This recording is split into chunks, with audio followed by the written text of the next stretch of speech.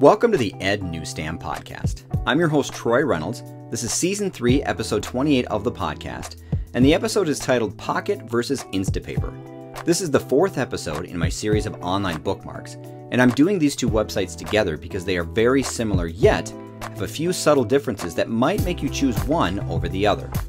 I've known about these two websites for a long time, and I've even used them on and off.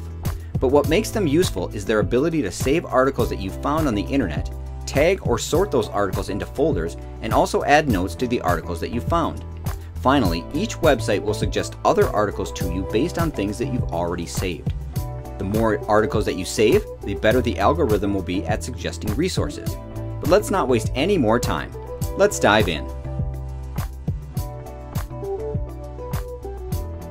Continuing our series about online bookmarks, this week we are going to compare and contrast two various websites, Pocket and Instapaper. And then if you like these online bookmarking sites, you can determine for yourself which one you think might fit your needs better. So to get started, let's take a look at Pocket. So Pocket saves everything that you bookmarked across all devices, from articles, videos, and stories from any publication, page, or app. You can highlight text, save, and tag articles for easier sharing and searching ability. Use the Discover feed to find articles curated by your interests, and the more that you use Pocket, the better the recommendations are for you, and then you can even find your friends, and they can provide recommendations based on your friend group. So as you can see in the newsletter, some of the links that we have, Pocket is an app on an iOS device or an Android device, depending on which platform you use. Pocket is a website, and Pocket is a Chrome extension. And the Chrome extension comes in handy because you can specifically then save articles as you are searching the web right to your Pocket account. The first link I have for Pocket at the top is the link to the Chrome extension. So if you click on the Add to Chrome button, it will take you right to the Chrome extension. And right in here you can see, you can just add it to your Chrome extensions next to your Omnibox. And there are 4 different windows that will kind of show you what Pocket might look like in your Chrome browser. And then if you scroll down, you can get a little bit of an overview of Pocket itself and what the Chrome extension does. So from the Chrome extension, there are 3 different ways to save content. You can click the Pocket button in the toolbar, or you can right click on a link and then select Save to Pocket, or you can use the keyboard shortcuts, which is Control-Shift-P on Windows or Command-Shift-P on a Mac. The link at the bottom of the newsletter this week is a link to the iOS App Store where you can download the Pocket app. So if you are viewing the newsletter on an iPad or your phone, you can easily click the link and it will take you right to iTunes and allow you to save or to download Pocket onto your iOS device. And finally, if you click the Pocket logo in the top left corner of the newsletter, it will take you right to the Pocket website, and you can create a free account. There is a free and a paid account for Pocket, but the free account should work pretty well for what you need. And you can see once you log into Pocket that you have, or for me, I have various articles that I have already saved that I can go back and I can review at a later time. Now that I've shown you a couple of links to the Pocket Chrome extension and the Pocket iOS app, let's actually dive into how to save an article in Pocket. So I have an article here on Edutopia from Bobson Wong about using online whiteboards to boost student engagement and confidence in math. Now we've talked a lot about online whiteboards, so this is a very relevant article to some of the things that I'm interested in.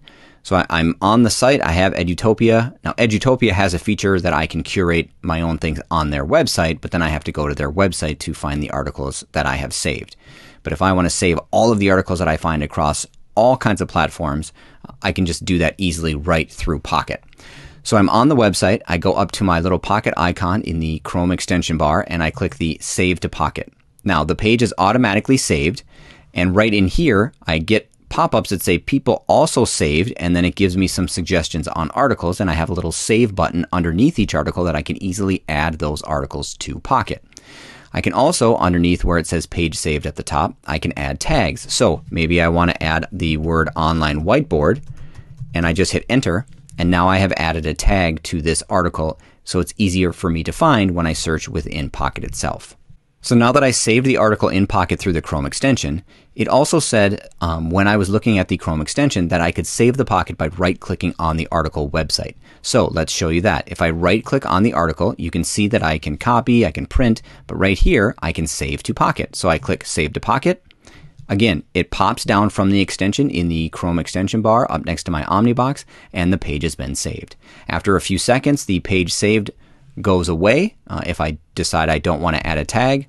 Now let's go over into Pocket and show you what the article looks like.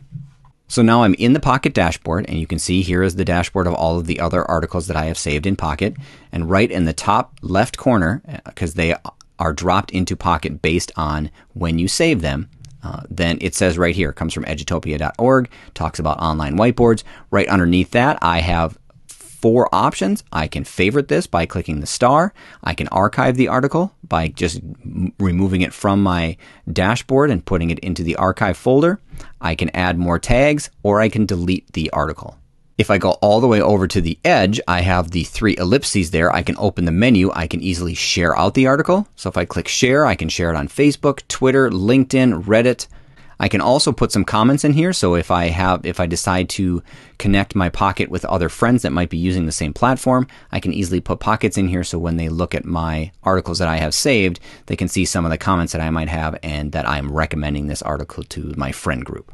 2 other options under the ellipses is I can easily copy the link to the article, or I can click on View Original, and it will open up the article on the original website from which I saved it. So if I actually click on the article to go into the article, because now I've had the time to actually go back and read it and do a little bit of a deeper dive into it, I just click on the article and it brings up my article to read. So it looks very similar. It's a lot cleaner than it might be on some other websites. Edutopia is a pretty clean website, not a lot of ads going on. So you can see here, very easy for me to read. At the top of my toolbar, I have many different tools from which to work. I can open the highlights menu. So I do not have anything highlighted yet. So if I find things, let's just highlight the first sentence. So I've highlighted the first sentence. Here I can click highlight, and it will automatically highlight it for me. And then when I click the highlight button in my toolbar, it will add that highlighted section right over into my highlights. If I highlight another section of the article, I can actually click the share button, and then I get the same share options as I had before when I tried to just share out the entire article. So some nice little features in here if you're finding things that are very interesting that you want to share on social media, or you want to share with other people through email or links, or just add them to your highlights. Once you've added something specific in the article that you have highlighted, again, you can delete that highlight, or you can share out the highlight the same way that we've talked about the sharing options through various social media or recommendations. If I click on the tag up next to the highlight, again, I can edit the tags there, and tag stories faster than ever. Get tag suggestions with Pocket Premium. So if you do decide to sign up with Pocket Premium, you can actually get tag suggestions through Pocket Premium. I have the favorite article, so the star is there for me to do that. Again, I can archive the article, I can delete, and then I have the share article button again at the top of my toolbar. On the far right-hand side of my toolbar, I can open the display settings, so I can read it in light mode, in dark mode, or sepia mode, and then I can also increase the size of the font. That's it for the tools in Pocket and the online bookmarking features, but that's not the only feature within Pocket. So you can see here that when I log into Pocket, I'm brought to the dashboard of my list of articles that I've saved. However, along the toolbar at the top is highlighted my list, but just to the left of that is the Discover button. So if I click on the Discover button, now, based on things that I have read, Pocket will try to suggest articles that I might be interested in. And again, as you start to use Pocket more often and save more articles, it will start to curate more articles for you. You can also click on some of these discovery topics as you scroll down into Pocket. So you can look at things for education, for entertainment, for politics, parenting, health and fitness. And then if you like these articles as you're reading through, again, there's just an easy, nice save button to click underneath the articles to add them to your dashboard and your list. So next, let's look at Instapaper. So with Instapaper, you can save anything: articles, videos, recipes, lyrics, and more. You can read anywhere, either online or offline, and you can also create notes by highlighting and commenting to easily find what you're looking for and to share it. So I have 4 links within the Instapaper side of the newsletter. At the top, you can see that it says Add to Chrome. This will take you to the Instapaper Chrome extension. When you click on the extension, you can scroll down and it will give you 4 different windows, and you can look at what Instapaper looks like when you log into it. And then as you scroll down, it will give you a little bit of a description as to what you can do with Instapaper. At the bottom of the newsletter, if you click on the I there, you can download the Instapaper app for either your Mac computer or your iOS app. And as you scroll down, you will see that it'll give you some screenshots of what the Instapaper app does for you, and then it will give you a little bit of a description of the features within the Instapaper app. One other link that is available within the Instapaper side of the newsletter is the Instapaper text. So all you do is you will click on the Instapaper text, and then you will add this feature to your bookmarks bar. So it will take you to the Instapaper browser extension page, but you don't want to actually click on the Get the Chrome extension. You want to scroll down, and then you want to find the Bookmarklets.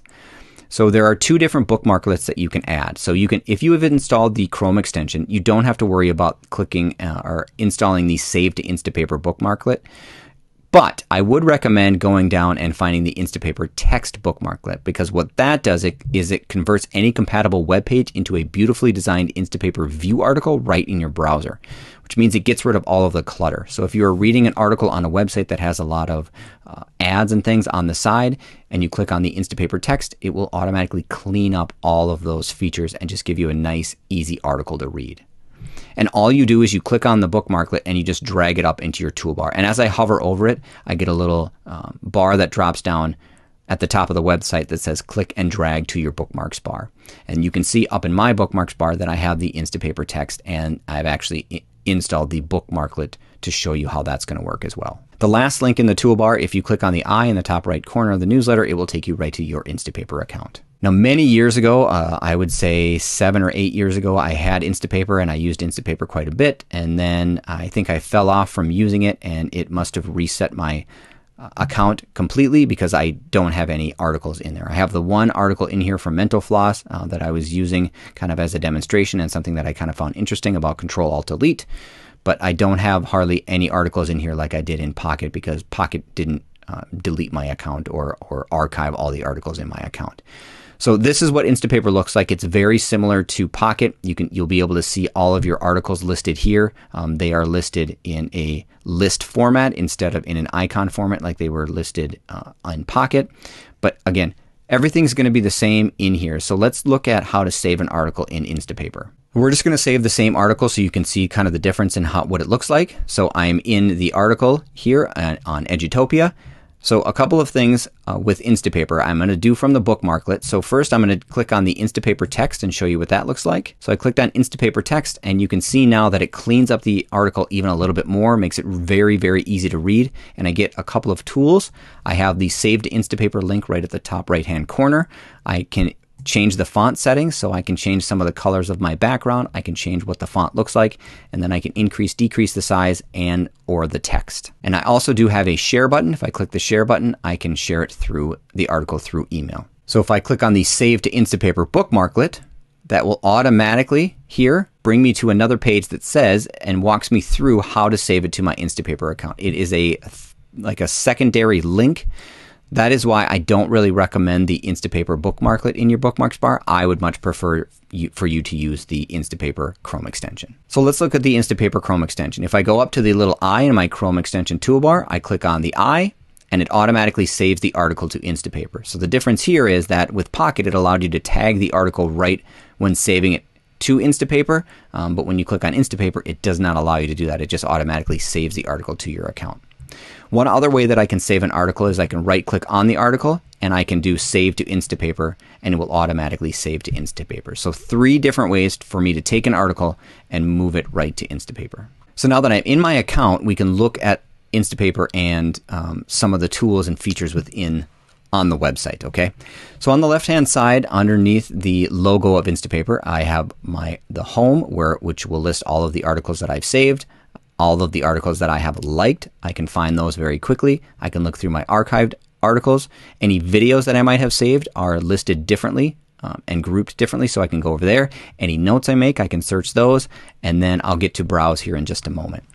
If I hover over the article that I just saved from Edutopia, I can like the article, I can archive the article, I can delete the article, or I can share the article. And again, if I'm sharing the article, I'm sharing the article through email. If I click on the article, I get some tools at the top. I have the archive, I have move, and I have delete. So if I click on move, I can easily move it to a folder. So you can curate your Instapaper articles easily into a folder. One other thing that you can do with your articles is over on the right-hand side of the article, it says edit. If I click on edit, I can change the title of the article. I can change the link if it maybe has moved, and I can also change the summary of the article. So now that I've clicked on the article and brought it up, you can see that now I have some tools along the top right-hand corner. The first one is speed read, and when I click on speed read, it will automatically start to read the article. It won't audio read it for me, but it will start to show the words very, very quickly so that I can read it. So I'll click on speed read, and you can see here now the words are showing up from the article, and I can just sit and I can read through this article very, very quickly. If I click on the page, then I can change about how long it will take me to read the article, and I can change how many words per minute. There's a little slider at the bottom, and I can increase to how many words per minute I can read, or I can decrease how many words per minute I can read as well. And then in the top right-hand corner, I can change my font settings. So I have 4 different color settings for my background and 4 different font types that I can change maybe to make it easier for me to read and digest. Next to speed reading, I have my font settings, which we just went over. Again, I can increase and decrease the size and change the distance of the letters and words in my font. I can like the article, I can archive the article, I can delete the article, and I can share the article through email. The last feature within an article that I want to show you about is how to take notes. So very similar to Pocket, if I highlight, then I get 2 different tools at the top. I get my highlight tool. So again, it just highlights that part of the article for me. And if I highlight another sentence and I click on the little plus, then I can add a note to this section of the article. And the difference between a highlight and an article is the highlight will just highlight that certain part of the article, but a note actually adds a little blue pop-up next to the end of the sentence that allows me to talk about this note. So when I type in the note and I click save, now I have that little blue pop-up next to my Instapaper article. If I go back to my dashboard, then I can go over to my notes, and I can see here that I have 2 different notes available. I have the one that I highlighted, and then I have the one that I highlighted and I actually left notes. So it's kind of nice if you have notes within your Instapaper articles, because you can see specifically why did you make this a note, why did you highlight this part of the article, maybe it was a good quote, or maybe there was something interesting here that you want to apply to something else that you might be working on. The last feature of Instapaper that I want to talk about is the browse feature. So at the over in your tools on the left-hand side, if I click on Browse, it will take me to articles that are suggested to me based on things that I have already saved or already read. And as I scroll down here, I have a Save button right next to each article.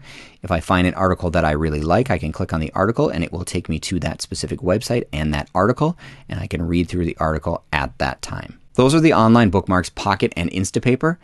They're great. A lot of people use them.